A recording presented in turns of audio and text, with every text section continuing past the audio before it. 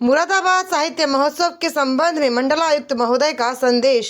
मुरादाबाद में पहली बार साहित्य महोत्सव का आयोजन किया जा रहा है। इस आयोजन का जो मूल उद्देश्य है वो माननीय मुख्यमंत्री जी के निर्देशानुसार पढ़ने पढ़ाने को लेकर युवाओं में आकर्षण बढ़ाने, भारतीय संस्कृति के प्रति लोगों को परिचित कराने, साहित्य के प्रति अभिरुचि जगाने, किताबों को लोगों के समीप लाने का जो निर्देश है उसके अनुरूप किया जा रहा है। मुरादाबाद एक नए कलेवर में लोगों को देखने को मिल रहा है। बहुत सारी चीजें शुरू की गई हैं जो मुरादाबाद की संस्कृति के अनुरूप विकसित की जा रही हैं, भारतीय संस्कृति के अनुरूप विकसित की जा रही हैं। उसी कड़ी में साहित्य उत्सव का आयोजन जो संस्कृति को मूल आधार बनाते हुए हो, हमने आयोजित करने का निर्णय किया।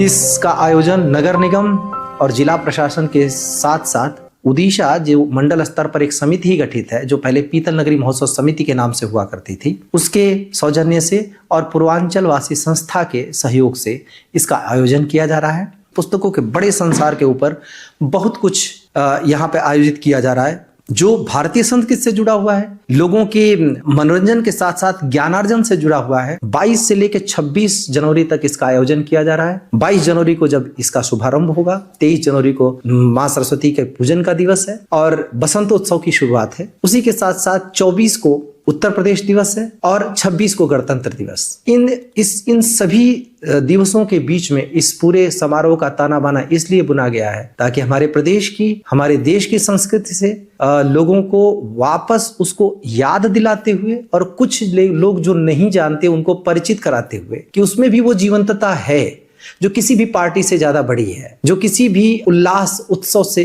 ज्यादा जीवंत है, उससे परिचित कराते हुए पुस्तकों की दुनिया में ले जाने का एक संकल्पना की गई है। इस आयोजन में जहां लोगों को 60 से अधिक प्रकाशकों की पुस्तकें देखने को मिलेंगी, खरीदने को मिलेंगी, वहीं पर बहुत सारे हस्तशिल्पियों के, पूरे प्रदेश के हस्तशिल्पियों के उत्पाद देखने, खरीदने को मिलेंगे। पर उससे भी महत्वपूर्ण ये है कि जहां इस समारोह स्थल एक बहुत बड़ा सा समारोह स्थल है जिसके अंदर लोगों को प्रवेश करते ही शहनाई से लेकर तबला, ढोलक, संतूर, वीणा, सभी तरह के वाद्य यंत्र, खास तौर से तबला और ढोलक अमरोहा में बनते हैं और वायलिन रामपुर में। इन सभी वाद्य यंत्रों के उसकी सुरलहरियां सुनने को मिलेंगी, देखने को मिलेंगी। मां सरस्वती के पूजन में सम्मिलित होने का अवसर मिलेगा और साथ ही यहाँ पर 4 स्टेज बनाए गए हैं। प्रत्येक स्टेज पर अलग अलग तरीके की गतिविधियां देखने को मिलेंगी, जहां बच्चों के लिए यहाँ वर्कशॉप है, लोगों को सिखाने की, उनको नए तरीके के वातावरण में ढालने का प्रयास है। वहीं एक स्टेज पर भारत के प्रमुख नृत्यों का प्रदर्शन होगा, अलग अलग दिनों पर अलग अलग, जहां उत्तर प्रदेश दिवस के दिन जो 24 जनवरी को उत्तर प्रदेश के सभी लोक नृत्यों का पूरे दिन भर वहां प्रदर्शन होगा। वहीं 26 जनवरी को पूरे भारत के सभी नृत्यों का प्रदर्शन होगा और शेष दिवस में भी अलग अलग भारत के बहुविध रंग वहां देखने को मिलेंगे। वहां एक जो सबसे प्रमुख मंच है रामगंगा लॉन्च, जो यहाँ की रामगंगा नदी के नाम पर है, वहाँ पे विभिन्न विषयों पर चर्चाएं परिचर्चाएं होंगी और यहाँ के प्रमुख साहित्यकार और गजलकार दुष्यंत कुमार के नाम पर दुष्यंत मंच पर सांस्कृतिक कार्यक्रम प्रस्तुत किए जाएंगे। इस पूरे कार्यक्रम में जहाँ हमने संस्कृति को आधार बनाया, वहीं पर मुरादाबाद की विशेषताओं को भी सम्मिलित किया है।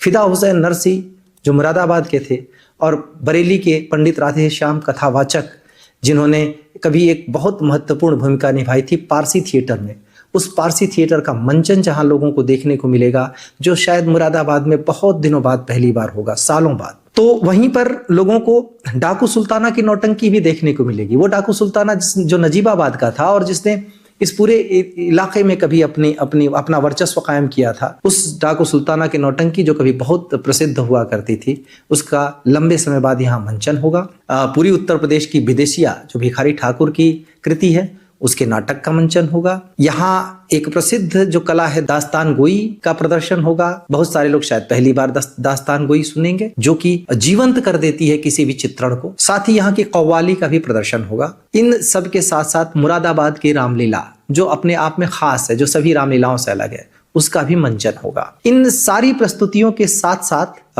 विभिन्न क्षेत्रों में बहुत बड़े बड़े लोग, जहां साहित्य की बहुत मजबूत स्तंभ गगन गिल जो साहित्य पुरस्कार विजेता है, साहित्य अकादमी पुरस्कार विजेता है, उनका आगमन होगा। ममता कालिया जो वरिष्ठ साहित्यकार हैं, उनका आगमन होगा, जो साहित्य के विषयों पर अपनी बात रखेंगे, तो सिनेमा पर अपनी बात रखने के लिए मधुर भंडारकर, गुलशन ग्रोवर और फिर एक सत्र में अनुषा रिजवी और मनोज जोशी आएंगे। यहाँ सांस्कृतिक संध्या में जहाँ सुखविंदर सिंह, सोना महापात्रा, मनोज तिवारी, नवाज देवबंदी से लेकर और बड़े बड़े शायर और कवि जहाँ उपस्थित होंगे, वहीं डॉक्टर कुमार विश्वास के साथ 26 जनवरी को अपने अपने राम के साथ इस महोत्सव को एक पराकाष्ठा पर लेकर जाएंगे। इनमें बच्चों के लिए स्टोरी टेलिंग होगी, अनीता भटनागर जैन के द्वारा किया जाएगा, तो वहीं बच्चों के लिए अलग अलग तरीके का वर्कशॉप होगा। और हाँ, यहाँ सुदर्शन पटनायक भी आ रहे हैं अपने सैंड आर्ट को लेकर। उस सैंड आर्ट के द्वारा यहाँ की भारत की संस्कृति, अपनी उस छवि को, अपनी जो कल्पना है उसको आकार देंगे और साथ ही उनसे सीखने को मिलेगा। बच्चों को सैंड आर्ट का गुर जब वो बना रहे होंगे उसमें देखने पे भारतीय संगीत के महत्वपूर्ण स्तंभ पंडित साजन मिश्र, उनकी भी कला का प्रदर्शन होगा, उनका गायन यहाँ पर होगा। जहाँ वहीं चेतन भगत जैसा जेनजी में फेमस लेखक हैं, वो भी यहाँ उपस्थित हो रहे हैं। सोशल मीडिया और मीडिया के संदर्भ में बातचीत करने के लिए सौरभ द्विवेदी आ रहे हैं। तो शुरू में ही रंगमंच और फिर सिनेमा के विविध विषयों पर आशुतोष राणा से बातचीत होगी, जो उसको भारतीय संस्कृति से जोड़ेंगे। भारतीय ज्ञान परंपरा पर भी चर्चा होगी और साथ ही आकाशवाणी और FM इन सब के बारे में भी बात होगी। मानसिक स्वास्थ्य की बात होगी, हमारे सुगम्य पुस्तकालय की, दिव्यांग बच्चों की बात होगी, स्त्री विमर्श की, महिलाओं की जो स्त्रियों की दुनिया है उस दुनिया को कितना आकार और कितना कैनवस मिला है। यहाँ रंगमंच की भी बात होगी।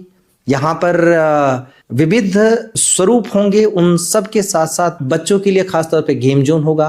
लेकिन इसके साथ साथ यहाँ की सभी प्रतिभाओं को जो स्केच बनाते हैं, जो पेंटिंग बनाते हैं, उन सब के प्रदर्शन के लिए आर्ट गैलरी होगी। तो यहाँ के जितने मुरादाबाद और उसके आसपास के वातावरण को जीवंत करते फोटोग्राफ्स के साथ साथ फोटो गैलरी होगी।